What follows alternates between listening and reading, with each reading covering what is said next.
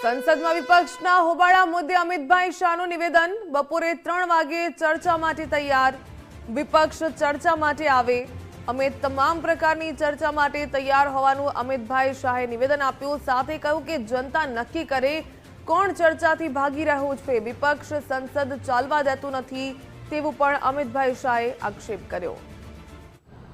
आज मैं चैनलों के माध्यम से इन विपक्ष को कहना चाहता हूं कि आप एक पत्र 2 बजे तक लिख कर दे दीजिए स्पीकर साहब को। 3 बजे से चर्चा चालू कर देंगे और कल 3 बजे मैं जवाब दे दूंगा सारी चीजों का। संसद में चर्चा करने के नियम बने हैं, तरीके बने हैं। अब मुझे कोई कहता है कि आप एक स्टेटमेंट दे दो, इतने गंभीर मसले पर इस तरह से चर्चा नहीं हो सकती है। शायद आपके पद्धति में होगा मगर संसदीय पद्धति ये नहीं है। संसद में एट लेंथ चर्चा होती है। आज 3 बजे से देर रात तक जब तक वो बैठे और कल दोपहर 3 बजे तक हम तो क्वेश्चन आवर भी सस्पेंड करने के लिए तैयार है अगर स्पीकर साहब अनुमति देते हैं तो। कल 3 बजे तक मैं चर्चा के लिए तैयार हूं। मैं खुद बैठूंगा, हर चीज लिखूंगा और हर चीज का जवाब दूंगा जिससे देश की जनता के सामने सारी चीजें स्पष्ट हो जाए, दूध का दूध और पानी का पानी हो जाए। अब विपक्ष ने तय करना है कि उनको चर्चा करनी है या हंगामा करना है। વધુ વિગત મેળવીએ સંવાદદાતા દેવનાથ પાંડે પાસેથી। देवनाथ, विपक्ष के हंगामे के बाद अमितभाई शाह ने निवेदन दिया है कि चर्चा करने के लिए तैयार है लेकिन चर्चा तो होने दे विपक्ष।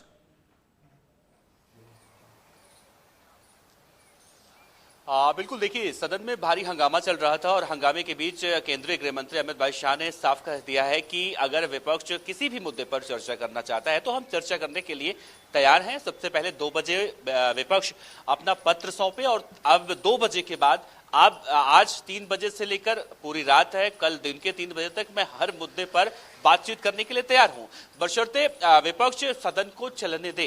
यानी देखा जाए तो सदन जब देखा जाए समय काफी कम बचा है और ऐसे वक्त में जब पूरा इस मानसून सत्र के दौरान देखने को मिला विपक्ष खास तौर से नीट और जंतर मंतर पर जो छात्रों का प्रोटेस्ट हुआ, राम मंदिर चढ़ावा चोरी के मामले को लेकर सरकार से चर्चा करने की मांग करता रहा और आखिरकार गृह मंत्री अमित भाई शाह ने यह तक कह दिया कि सरकार के पास छिपाने के लिए कुछ भी नहीं है। सरकार हर उन मुद्दों पर चर्चा करना चाहती है जो विपक्ष चर्चा की मांग कर रहा है। अब देखना होगा कि 2 बजे तक विपक्ष क्या वो पत्र सौंपेगा जो अमित भाई शाह ने कहा कि 2 बजे तक पत्र सौंपिए, उसके बाद हम चर्चा करने के लिए तैयार हैं।